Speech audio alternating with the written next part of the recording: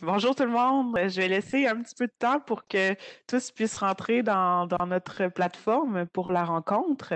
Je suis vraiment heureuse d'être avec vous aujourd'hui pour discuter des programmes de maîtrise. C'est génial. Merci d'être là.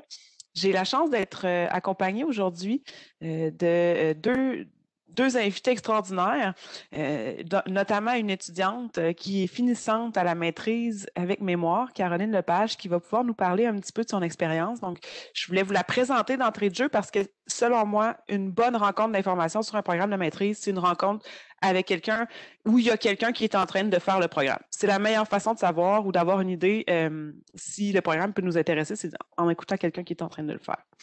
Et j'ai avec moi également aujourd'hui la chance d'avoir notre directeur de programme des programmes de deuxième cycle, donc des programmes de maîtrise, le professeur Richard Ouellette, qui est extraordinaire, qui est un bon professeur dans ses cours à la maîtrise et qui va venir vous parler, en fait, et oui, des programmes. C'est lui qui s'occupe des admissions, c'est lui qui voit tous les dossiers passer, donc il a quand même une excellente vue d'ensemble du programme, de l'admission, du cheminement puis de la diplomation. Puis, je lui ai aussi demandé de discuter un peu à titre de professeur et aussi d'anciens étudiants, chercheurs. Donc, vraiment, vous allez avoir, je crois, une rencontre d'informations qui va vous permettre d'avoir une meilleure idée de c'est quoi une maîtrise en droit à l'Université Laval, puis peut-être de voir aussi si ça s'accorde avec vos projets professionnels. J'ai oublié de me présenter. Je me présente, Annie Carrier-Robitaille. Je suis diplômée de la faculté, bac en droit et diplôme de deuxième cycle en droit fondamentaux. J'ai donc suivi un programme similaire à ce que je vous présente aujourd'hui. Donc, je vais également, moi aussi, parler un petit peu à titre d'étudiante, ancienne étudiante. Mais je suis surtout là pour me présenter puis pour que vous sachiez que après la rencontre, si vous avez besoin de discuter avec quelqu'un de vos projets d'études, si vous voulez en savoir plus sur un programme en particulier, je suis là et ça va me faire plaisir de prendre le téléphone ou de discuter, clavarder par courriel avec vous. Donc, en fait, c'est comme aujourd'hui, c'est comme une première rencontre qu'on se fait, puis on pourra par la suite discuter plus davantage de votre projet à vous. Alors, Caroline, ma chère, j'aimerais te céder la parole pour commencer. J'aimerais que tu me parles de ton expérience à la maîtrise avec mémoire. Je veux t'entendre parce que je pense que c'est la meilleure façon de nous donner une idée de c'est quoi une maîtrise avec mémoire en t'écoutant. Donc, ma chère, je te laisse parler. Vas-y. Bonjour Annie, je suis très heureuse aujourd'hui de pouvoir partager mon expérience à la maîtrise avec mémoire.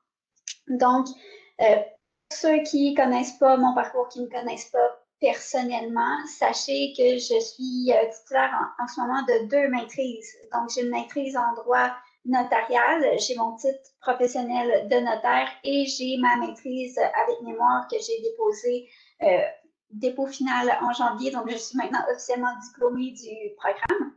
Donc, comme notaire, j'ai été approchée au mois de novembre 2018 par une notaire d'expérience qui connaissait un programme de bourse d'études supérieures offert par la Chambre des notaires. Donc, l'objectif de la Chambre des notaires par ce programme-là est de stimuler la recherche dans les champs d'intérêt notariaux. Et moi, j'étais une jeune étudiante à l'époque qui aimait beaucoup la recherche. Et au baccalauréat, j'avais eu l'occasion de faire une recherche dirigée avec la professeure Christine Morin et j'avais adoré l'expérience. Donc, je me suis dit, OK, là, je ne suis pas encore dans ma vie professionnelle active. J'étais en fin de parcours à la maîtrise en droit notarial. C'était le moment parfait pour moi d'embarquer dans le défi qui était la maîtrise avec mémoire. J'avais déjà des questions, en fait, que j'avais trouvées plus intéressantes que celles sur lesquelles j'avais fait ma recherche dirigée, qui était un peu plus, en fait, précise. Donc, moi, je voulais élargir la première question de recherche que j'avais étudiée. Puis, c'est ce que j'ai fait dans le cadre de mon mémoire. En fait, j'avais anticipé par ma mémoire sur 2 ans. Mais comme il y a eu un projet de loi qui changeait à peu près tout sur l'état du droit en pleine rédaction de mon mémoire, j'ai dû prendre un peu plus de temps pour que mon mémoire soit à jour une fois qu'il soit terminé. Donc, ce fut une expérience pour moi qui était très enrichissante, qui était évidemment remplie de hauts, de bas, de moments d'un peu d'inquiétude, mais beaucoup de soutien aussi de la part de mes collègues j'ai été impliquée beaucoup dans l'association étudiante et honnêtement, c'est l'association étudiante des étudiants au cycle supérieur qui, dans des moments un peu plus difficiles, me permettait de continuer avec tout l'enthousiasme qu'on connaît habituellement. Puis j'ai aussi eu l'occasion de m'impliquer dans le centre de soutien aux étudiants au cycle supérieur et par mon mentorat, évidemment, là, les trucs que j'avais développés au fil de mes 2 premières années, j'ai pu les partager avec des nouveaux étudiants qui, eux aussi, en ont bénéficié. Donc, essentiellement, c'est ça. Mon parcours à la maîtrise, c'est un parcours de dépassement de soi. C'était un magnifique défi que je suis très heureuse d'avoir réalisé et j'en suis tellement contente que je m'embarque dans un doctorat éventuellement. Normalement, c'est du moins ce que j'ai prévu. Donc, si ça peut vous rassurer, oui, on peut passer au travers de la maîtrise et on peut même, après ça, avoir envie de faire un doctorat. Donc, rapidement, c'est le parcours que j'ai eu. Génial. Merci, Caroline. Mais oui, Caroline qui se destine pour le doc, mais il faut savoir que, chers étudiants, si vous dites, il y en a plein qui ne se destinent pas pour le doc puis qui choisissent quand même la maîtrise avec mémoire. Pourquoi? Parce que la maîtrise avec mémoire, c'est notre maîtrise de recherche. C'est-à-dire que vous avez beaucoup moins de cours en classe et beaucoup plus de recherche à faire avec votre directeur de mémoire. Donc, on vient vraiment développer des aptitudes de chercheurs. Les gens, on développe beaucoup l'autonomie à travers ce programme-là. Bien évidemment, la flexibilité de l'horaire est un avantage qui est indéniable. Donc, flexibilité, autonomie, c'est sûr que dans le marché du travail, puis je vais être honnête avec vous, quelqu'un qui a fait une maîtrise avec mémoire, pour un employeur, ça veut dire quoi? Ça veut dire que c'est quelqu'un qui est capable de structurer sa pensée, de mettre par écrit des projets. Puis je le vois parce que je travaille avec Caroline sur une base régulière et elle le fait. Donc, j'en témoigne à titre d'employeur, là. De bien présenter le travail qu'il y a à faire, puis d'être capable de même de poser des questions, puis d'être critique face aux idées. Puis ça c'est sûr qu'au bac, on en apprend un peu, mais jamais autant que ce qu'on va apprendre à la maîtrise. Les professeurs vont challenger vos hypothèses, vos problématiques, ils vont vouloir vous amener un peu plus loin, ils vont vous demander d'aller chercher plus loin que ce que vous avez lu, que ce que vous connaissez. Puis ça, dans le milieu du travail, après, si vous avez ces compétences-là en vous, ben vous êtes déjà un professionnel qui se distingue des étudiants et étudiantes qui ont, par exemple, un parcours général, donc bac en droit, barreau, bureau d'avocat, par exemple, ou bac en droit, école de droit notarial, ce qui est très bien, là, je n'ai pas la prétention de diminuer ça, je fais juste vous dire que ça va vraiment, les maîtrises vont vous donner un petit edge, si on veut, au niveau de vos compétences professionnelles. Là-dessus, j'aimerais entendre notre directeur de programme, M. Richard Ouellette. J'aimerais t'entendre sur le pourquoi faire une maîtrise du point de vue d'un prof ou d'un chercheur. Ça m'intéresse parce que tu es le seul ici à cette rencontre qui peut répondre à cette question. Merci beaucoup, Annie. J'espère qu'on m'entend bien. Euh, En fait, je voudrais répondre à cette question-là et peut-être même répondre à la question un peu plus large. Qu'est-ce que ça donne de faire une maîtrise? Et ma réponse est peut-être un peu philosophique, mais vous allez voir que c'est probablement la meilleure réponse qu'on puisse donner à cette question-là. Faire une maîtrise, notamment dans le secteur du droit, c'est de donner une chance extraordinaire à votre carrière de porter davantage sur les questions qui vous intéressent. C'est de vous donner, de maximiser vos chances de passer le reste de votre carrière à faire quelque chose que vous aimez. C'est aussi simple que ça. Qu'est-ce que je veux dire par là? Quand vous sortez avec le baccalauréat en droit, alors si vous êtes avec nous aujourd'hui, vous avez certainement déjà une formation en droit, et là vous vous demandez qu'est-ce que j'en fais, comment j'oriente les choses, vous avez encore du temps, une capacité d'étudier dans votre vie, ou peut-être que vous faites un retour aux études. La principale question qu'il faut que vous vous posiez, c'est qu'est-ce que je vais faire avec la maîtrise? La maîtrise, en fait, va vous donner un degré de spécialisation important. Un degré de spécialisation qui peut vous servir sur le marché du travail. Si vous voulez retourner en pratique, à titre d'avocat, à titre de notaire, dans le privé, dans le public, on va d'emblée vous confier davantage des dossiers qui correspondent à votre spécialité. Donc, vous multipliez vos chances de faire ce que vous aimez. C'est aussi simple que ça. Et si vous vous destinez à la recherche, eh bien là, la maîtrise est carrément le passage obligé. Vous devez faire une maîtrise pour ensuite faire le doctorat, Si vous voulez devenir chercheur, vous voulez devenir professeur, peut-être que vous vous destinez à une organisation internationale et que vous voulez travailler sur des questions très pointues. Donc, le fait de faire une maîtrise, c'est l'outil privilégié pour faire davantage ce que vous allez aimer plus tard. Maintenant, la deuxième question, puis je vais clore là-dessus, la deuxième question que vous pourriez vous poser, c'est est-ce qu'il y a une maîtrise pour moi qui est disponible? Et moi, évidemment, je vais répondre pour l'Université Laval. Est-ce qu'il y a une maîtrise en droit pour vous à l'Université Laval? Bien, il y a tous les profils. Annie et Caroline l'ont bien expliqué. Vous pouvez faire une maîtrise avec mémoire, qui, elle, est beaucoup plus axée sur la recherche, donc qui vous permet de creuser davantage un thème. Vous pouvez faire une maîtrise avec essai, qui, elle, vous donne accès à plus de scolarité, plus de cours différents, avec un essai qui est un peu plus bref. Vous pouvez aussi faire toutes sortes de programmes et je vous invite là-dessus à consulter notre site de la faculté pour voir les profils de maîtrise que l'on offre. Les DESS, par exemple, ça, ce ne sont pas nécessairement des maîtrises, mais ce sont aussi des diplômes de deuxième cycle. Nos fameux programmes bidiplômants qui vous permettront peut-être de faire un séjour à l'étranger. Et les différents axes que nous offrons, que ce soit en droit fondamentaux, comme Annie l'a suivi, que ce soit en droit des affaires, que ce soit en droit international, que ce soit en droit de l'environnement et de la sécurité alimentaire, le développement durable. Alors, vos enjeux risquent fort d'être très bien couverts par l'un de nos programmes et votre approche, qu'elle soit plus ou moins recherche, qu'elle soit plus ou moins Québec ou internationale, risque fort de trouver sa résonance dans un de nos programmes. Donc, essayez de vous donner une chance pour faire ce que vous aimez, puis vous pouvez le faire à votre façon parce que l'offre de maîtrise est très large. Donc, c'est un peu ce que j'aimerais que vous gardiez comme message pour aujourd'hui. Merci beaucoup. Ah ben merci. Merci Richard, c'est génial parce que dans le fond, c'est ce que j'allais vous dire un petit peu, puis on continue là-dessus. On parle de la structure de programme, de nos programmes. Donc, Richard a fait une introduction merveilleuse.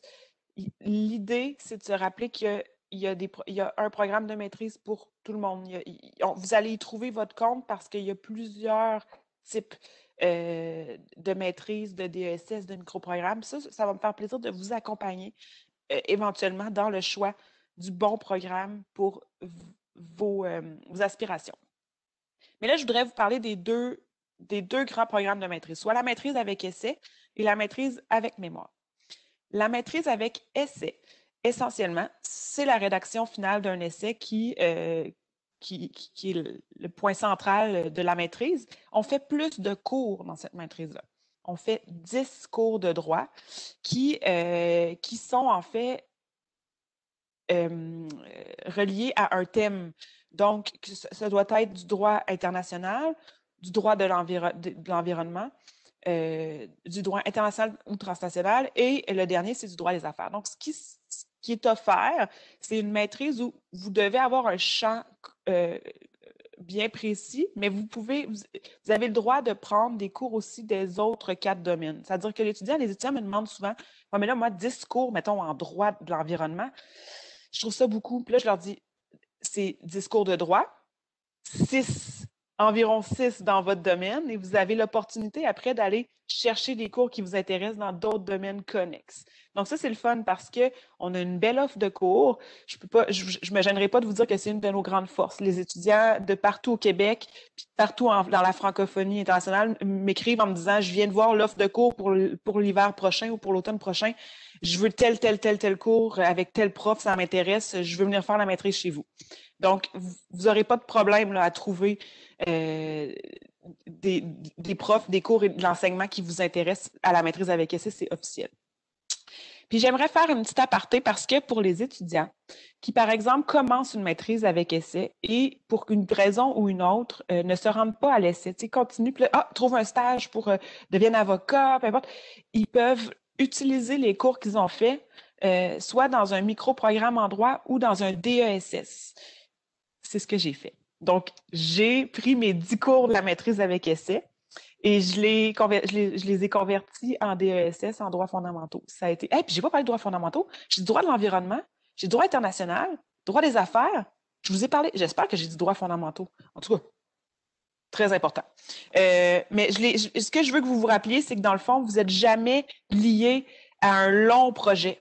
On peut toujours à la faculté, si votre vie change, si vos désirs professionnels changent, s'assurer que ce que vous avez fait au deuxième cycle soit payant, qu'on puisse le retrouver dans un diplôme. Donc, ça, c'est la maîtrise avec essai. La maîtrise... en fait, non, je vais poser une question à Richard tout de suite. J'aimerais, Richard, que tu me dises, pour nos étudiants qui sont en ce moment au baccalauréat, c'est quoi la grande différence entre un cours de bac puis un cours de maîtrise? Parce que tu enseignes dans les deux niveaux, là, en fait, dans les 3 cycles d'études. Donc, j'aimerais t'entendre là-dessus parce que je pense que c'est important qu'on comprenne la différence. Oui, alors, excellente question, Annie, merci beaucoup. Un cours de baccalauréat, ce qui sont les cours que vous connaissez, sont des cours où on essaie essentiellement de transmettre de la connaissance et par le biais des examens et des travaux, on vérifie l'état de vos connaissances. On vérifie aussi un peu votre capacité à structurer votre pensée et évidemment à bien rendre l'état du droit. C'est essentiellement ça. Tout est une question de degré, hein, parce qu'on a des profs, évidemment, qui vont développer davantage votre esprit critique. Mais l'objectif d'un cours de baccalauréat, c'est surtout ça. À la maîtrise, on va accentuer le fait de former de vous un juriste informé, un citoyen critique, et votre capacité aussi à structurer votre pensée, votre recherche, et évidemment à faire ce qu'on appelle construire le droit. Moi, j'aurais peut-être des solutions à tel problème qu'on trouve en jurisprudence. J'aurais peut-être une idée ou un concept que j'ai trouvé quelque part dans la littérature qui pourrait s'appliquer à un problème qui se pose en droit de l'environnement, en droit de la personne, en droit international. Euh, donc, le cours de maîtrise est davantage axé sur les travaux, concrètement. Vous avez davantage à rédiger. Vous avez davantage aussi à former votre propre pensée. Et le niveau de connaissance est évidemment un petit peu plus creusé, un petit peu accentué. Mais on est en droite continuité avec la formation que vous avez eue au baccalauréat. Ne vous dites pas, moi, je suis quelqu'un qui n'est pas fait pour ce genre de cours-là de maîtrise. Vous avez la formation qu'il faut, vous avez été formé pour ça et vous êtes prêt à monter une marche de plus, si j'ose dire, dans le contexte d'un cours de maîtrise. Et la vaste majorité des étudiants qui le font apprécient l'expérience. C'est très valorisant aussi parce qu'on sent là, que on contribue à renforcer le droit ou à l'améliorer. Donc, un processus qui est au plan intellectuel et au plan juridique, au plan personnel, fait beaucoup de bien, si j'ose dire. Merci, Richard. J'ai une excellente question d'une étudiante qui nous demande combien de temps prend la maîtrise avec essai à temps plein. La maîtrise avec essai à temps plein, généralement, ça prend 2 ans. Puis, seconde question de la même étudiante, est-ce qu'on fait l'essai pendant nos cours ou après avoir fini nos 10 cours? Ça dépend, mais idéalement, l'étudiant commence sa scolarité, fait des cours, apprend des nouvelles choses, bien évidemment, puis développe un peu sa pensée critique, puis rédige quelques travaux justement dans le cadre de ses cours. Puis ça le rôde, ça le prépare pour la rédaction de l'essai. Donc, on ne demande pas à l'étudiant de commencer ou de trouver un directeur d'essai là, tout de suite à la première session. Donc, on lui demande de commencer par une scolarité de 4 à 5 cours, justement à temps plein, pour l'étudiant qui va être à temps plein. Donc, puis ça va plus dans la 2e année. Il y a des étudiants qui arrivent avec déjà des bonnes connaissances, puis ils savent de quoi ils veulent parler. Bien, des fois, ils commencent à mettre par écrit leur projet. Puis ça, c'est correct. Puis ça les aide souvent à trouver un directeur parce qu'en ayant un projet déjà un peu étoffé, ben là, c'est certain que les professeurs vont être encore plus intéressés à vous diriger pour l'essai. Mais il y a aussi la possibilité de le faire à temps partiel. Donc, si vous êtes un étudiant qui avait déjà un travail ou qui avait d'autres aspirations professionnelles, vous pouvez certainement suivre 1 à 2 cours par session, voire 1 cours par session, puis avancer tranquillement dans votre scolarité de cette manière-là. Puis quand vous arrivez à 8 ou 9 cours de fait, ben là, vous pouvez dire, bon, ben, je suis prêt. Cet été, je prends mes vacances, puis je fais mon essai. Donc, ça arrive souvent, on le voit. Des étudiants je me dis qu'un jour, moi-même, je vais peut-être finir par faire mon essai, justement, durant l'été, en vacances. Donc, je vous dis, ça se fait à temps partiel. Puis, merci, Madame Massé, pour votre question. Puis, gênez-vous pas, dans le fond, vous avez une section questions-réponses dans le WebEx event, donc qui doit être probablement à votre droite. Gênez-vous pas pour me poser des questions, je les lis. Genre, si c'est quelque chose qui peut nous permettre à tous d'en apprendre un peu plus sur nos programmes, je vais dire la question là, ici ensemble. Puis sinon, je vous réponds en privé où je vous donne mon adresse d'ailleurs, qui est assez simple. Mon adresse, si vous avez un crayon, c'est info en commercial, FD pour faculté de droit, info@fd.ulaval.ca. Je vais l'inscrire tantôt dans la section questions-réponses, mais je vous la donne tout de suite pour être certaine de ne pas l'oublier. Donc, nous en étions, je vais demander la différence entre les cours. Alors, j'aimerais vous parler un petit peu parce que mon objectif, puis d'habitude, je le dis toujours en début de rencontre, mon objectif, c'est de vous tenir avec nous pendant 30 minutes maximum parce que je sais qu'on est tous toujours sur Zoom et sur Teams et sur WebEx. Fait que je voulais m'assurer qu'en 30 minutes, vous ayez vraiment un max d'infos. Peut-être qu'on dépasse un peu avec les questions, mais c'est tout. Fait que là, je veux vous parler de la procédure d'admission parce que c'est quand même une étape importante.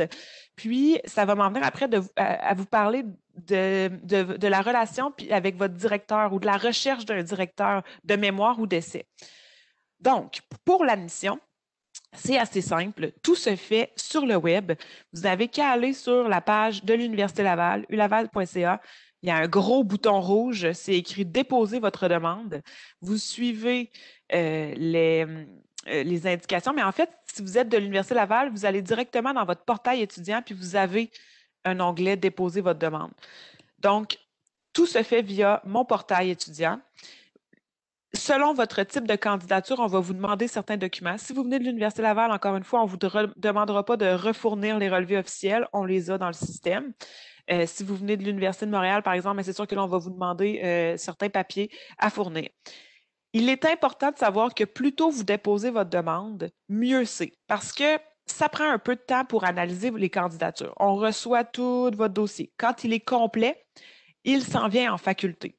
En faculté, on va analyser vos résultats académiques, mais on va aussi analyser votre lettre de présentation, votre curriculum vitae. Si vous êtes à la maîtrise avec mémoire puis que vous nous faites un projet, là j'ai un blanc de mémoire, là, un projet de... comment ça s'appelle, Richard? Le projet de mémoire. Le projet... Je cherchais trop loin. Le projet de mémoire, voilà. Donc, on va vous lire, on va vouloir connaître puis voir vos aptitudes rédactionnelles. Donc, ça prend quand même quelques semaines, puis c'est super important que plus tôt la démarche est entamée, plus tôt vous allez avoir votre décision d'admission et plus tôt vous pourrez déjà commencer à faire vos démarches pour des demandes de bourse, que ce soit le logement si vous n'êtes pas de la région. Donc, n'hésitez pas à commencer plus tôt que tard votre demande. Puis des fois, les étudiants, ce qui est bien, c'est qu'ils entament, ils ouvrent leur compte, leur demande, tout ça, puis ils n'ont pas nécessairement reçu la lettre de recommandation d'un professeur ou de... Mais nous, c'est pas grave. Pendant ce temps-là, votre dossier se traite. Il arrive en faculté quand même. Donc, attendez pas d'avoir tous les papiers non plus pour commencer.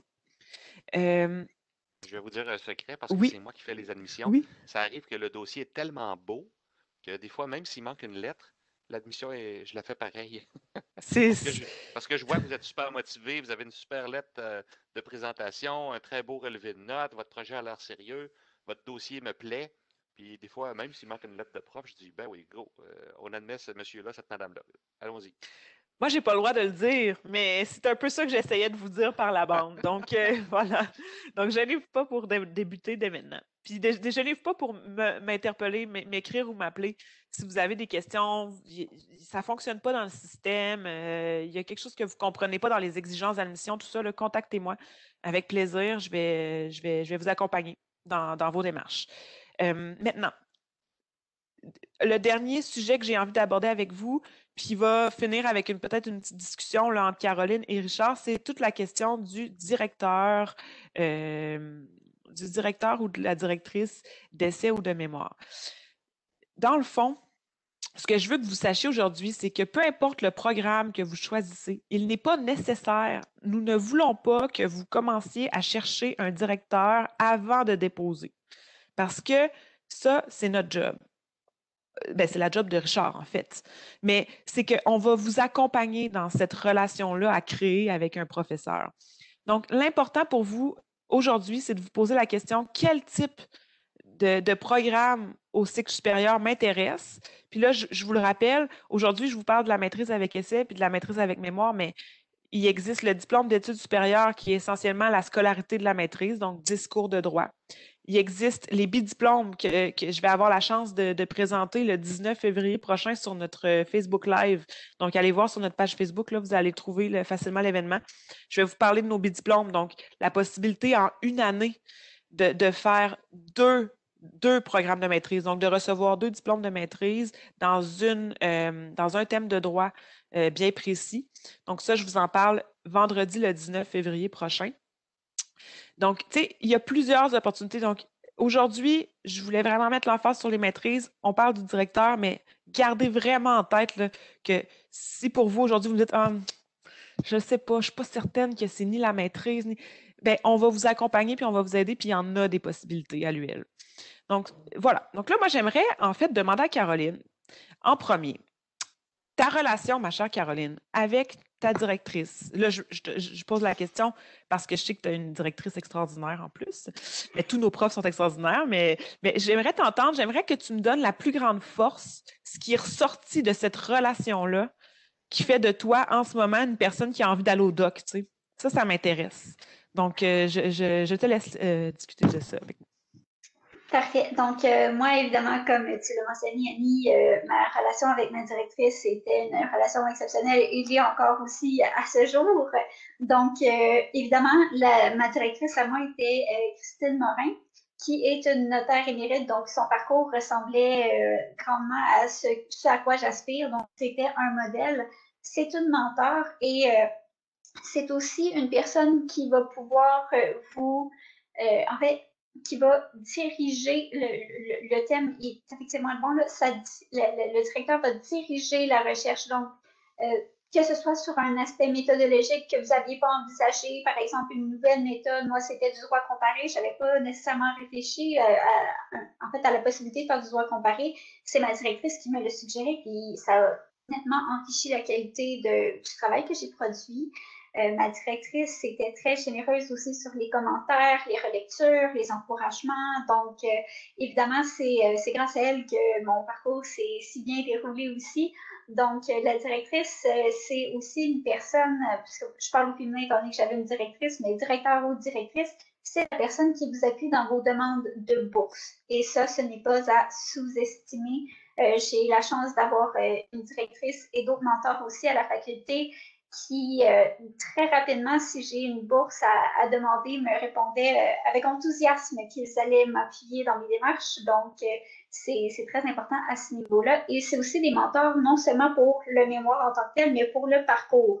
Donc, c'est une personne à qui vous pouvez parler de vos projets professionnels suite à la fin de votre mémoire. C'est une personne avec qui vous pouvez discuter de la carrière en milieu académique, justement. Donc, si vous voulez devenir professeur, ce qui n'est pas le cas de tout le monde, mais pour ceux qui envisagent une carrière professorale, c'est l'occasion parfaite de discuter avec quelqu'un qui est dans ce beau milieu-là. Donc, essentiellement, c'est ce que j'avais à dire au niveau de la direction. C'est une relation de mentorat qui est exceptionnelle et à ne pas sous-estimer dans votre croissance personnelle et professionnelle. Ah, merci, Caroline. Et Richard, maintenant, j'ai une Oui. question pour toi, mon cher. Oui.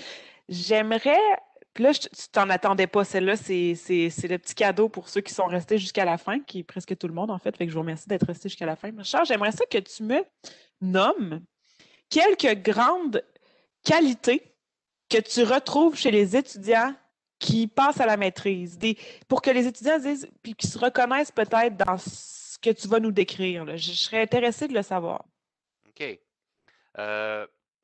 Vous êtes faite pour une maîtrise si vous vous questionnez sur ce que vous voulez faire dans la vie, mais que vous savez que c'est en droit. Donc, vous voulez garder dans la même discipline, mais peut-être que vous voulez creuser un peu les choses, peut-être que vous vous questionnez sur le champ ou le sous-champ du droit dans lequel vous avez envie de travailler. La maîtrise va être un très bon outil pour vous, pour vous guider, puis vous donner après ça un levier. Vous êtes faite pour la maîtrise aussi si vous avez une certaine curiosité intellectuelle.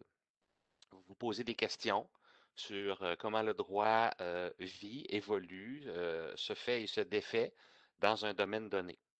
Vous êtes fait aussi pour une maîtrise si vous trouvez que le droit est mal fait, si vous avez envie de le changer, si vous vous posez des questions sur le droit. Là encore, Vous êtes faite pour ça, ça va vous plaire, ça va vous nourrir, là. Vous allez trouver quelque chose là-dedans. Si vous avez envie aussi de creuser des questions, d'avoir une relation privilégiée avec un ou des profs, parce que quand on est à l'essai, évidemment, on a notre directeur d'essai avec qui on a un lien plus fort, mais vous allez rencontrer des profs qui peut-être vont vous donner des pistes, des éclairages sur ce qu'est leur sous-champ du droit. Puis ça aussi, ça va vous satisfaire dans le sens où, ah tiens, c'est le genre de questions que je ne m'étais jamais posées. C'est le genre de choses que je n'avais jamais remarquées. Ça aussi, vous allez aimer ça. Alors, quand vous vous investissez dans la maîtrise, évidemment, vous êtes sans doute à une époque de la vie où on est toujours un peu à la croisée des chemins quand on se demande si on veut faire une maîtrise. Est-ce que je veux entrer sur le marché du travail? Est-ce que je veux stabiliser ma vie? Hein, peut-être au plan professionnel, mais aussi au plan personnel. Tu sais, est-ce que j'ai hâte d'être installé, peut-être en couple, peut-être d'avoir des enfants, peut-être d'avoir une job plus stable avec sécurité d'emploi. Mais ça peut venir 1 an ou 2 plus tard. Hein. On disait tantôt 2 ans, mais il y a des maîtrises. On a même, comme Annie le disait, on a même un bidiplôme qui donne 2 maîtrises en 1 an. Ça, c'est bingo. Donc, il y a toutes sortes d'avenues qui s'offrent à vous en ce moment, dans la période de votre vie dans laquelle vous vous trouvez. Et donc, la maîtrise peut être un très bon outil pour vous si, à une des questions que j'ai posées tout à l'heure, vous avez répondu « Ouais, ça me rejoint, ça, c'est un peu moi. » Donc là, mettez ça dans vos réflexions, puis dites-vous que la maîtrise peut vraiment vous aider à renforcer votre parcours et académique et professionnel. Génial. Merci beaucoup. Merci tout le monde. Merci d'avoir été présent jusqu'à la fin. On vous a tenu 32 minutes. C'est parfait. Si vous avez des questions, n'hésitez pas à m'écrire à mon adresse ou à nous écrire ici dans le question-réponse du WebEx de la rencontre. Donc, je remercie énormément Caroline. Je te souhaite le meilleur pour le doctorat. On va se reparler tous les jours dans les prochaines semaines, mais je tiens à le dire devant tout le monde, là, ton apport a été vraiment, je suis vraiment choyée de pouvoir t'avoir comme étudiante représentante de notre programme de maîtrise. Puis, M. Ouellette, je vous remercie énormément et j'espère qu'on pourra refaire ce genre de rencontre avec plus d'étudiants la prochaine fois. Donc, merci beaucoup. Et j'ai des questions. Donc, ceux qui veulent rester, je suis étudiante au bac à la faculté et je gradue en décembre. J'hésite à faire une maîtrise en droit international et droits fondamentaux en droits fondamentaux. Cependant, je me demande s'il est préférable d'aller faire le barreau. Ah, quelle bonne question. Je me demande s'il est préférable d'aller faire le barreau. Alors, Joanie, écoute, c'est une excellente question. Puis ça, j'ai envie de te dire que est-ce qu'on va faire le barreau avant de faire une maîtrise ou après? Ça dépend beaucoup de ce que tu vas me dire. Ça dépend de chaque étudiant. Là, c'est enregistré notre belle rencontre, mais je vais quand même te dire quelque chose. Le barreau, il est à distance très fort probablement à l'automne prochain. C'est ce que le directeur de l'école nous a dit cette semaine. Puis, il n'est pas capable de se prononcer pour l'hiver 2022 non plus.